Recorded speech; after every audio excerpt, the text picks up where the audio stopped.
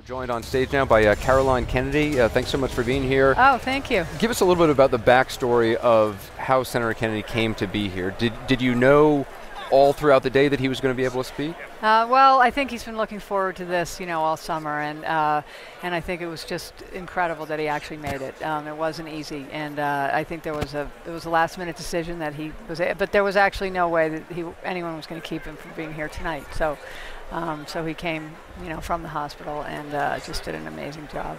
And is he going to be staying in town, or? I don't think for long. I think he's going back to the Cape pretty soon. How's he feeling? I mean, we're all concerned about him. Those of us who have covered him over the years, he sounded great. He was obviously forceful. This was a speech, the typical of the speeches he's delivered at these conventions. But tell us how he's doing. He's doing great. I mean, you saw him here tonight. I think people, weren't sure whether what he's been doing the last few months, but he's been working. He's been on the phone. He's been working on his education bill. He's, planning to go back to the Senate in the fall. So I think, it's obviously nobody was quite sure how it would go. It's been a really tough course of treatment, but you saw him here. Every time I've seen him, he's better. So I think we're all really, so proud of him, and obviously so. Do you think there was ever any doubt in his mind that he was going to speak today? No, in everybody else's mind, but not in his mind. I'm fascinated to know what he thinks, and if you've talked to him about this moment in the party, having gone through 1980, where he was blamed by some in the party for running in a primary and maybe for hanging in too long, to come into this hall at a time when the big question is, will the Clinton people come into the Obama camp? Have you talked to him at all about the parallels and what he thinks of this moment for the Democrats? Well, I think he thinks it's a great moment for the Democrats, and I think he thinks that everyone will come out of this, united. I haven't talked to him much beyond that, but I think, he's a huge champion of Senator Obama and Senator Biden, so I think he thinks it's great. You were on the committee searching, obviously, helping Barack Obama search for vice president. How seriously was Hillary Clinton considered? Was she on a short list? Well, she'd be on anybody's short list, right? So I think it's worked out really, really well, and I think she's going to play a hugely important role in this election and an Obama administration.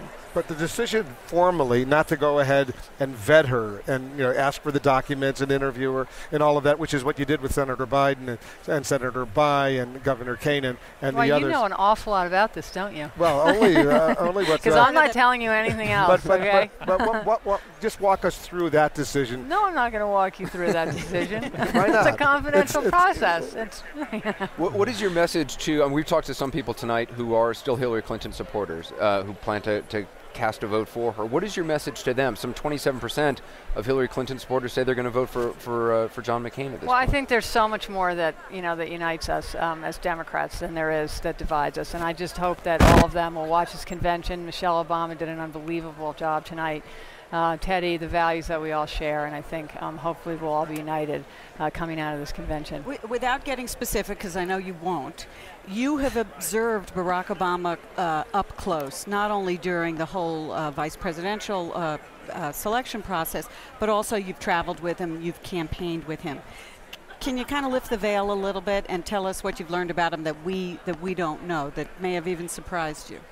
Well, I think for me, the travel, I've traveled with him. We've all seen him. You've seen him, in a large setting. But I think these meetings and being part of the vice presidential process really gave me a chance to see him working with people, different kinds of views, bringing people together, listening, asking really, important questions. And I think it gave me an even greater sense of confidence of the kind of president that he'd be. And I think he'll be an amazing president. So you're in the room with Barack Obama going through the short list you won't talk about, but you're clicking through different people. And you say, Kathleen Sebelius, she's the governor, she put a woman on the ticket, she might help you out in a big red state.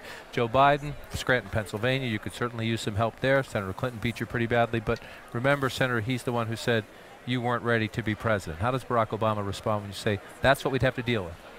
Well, I think it's a sign of his confidence, his judgment, his leadership, and his desire to have people, who know as much or more than he does, advising him, who can, make up their own mind and give him their best judgment. So I think Senator Biden obviously believes that Barack Obama is ready to be president. He's joined the ticket, and I think the response has been fantastic.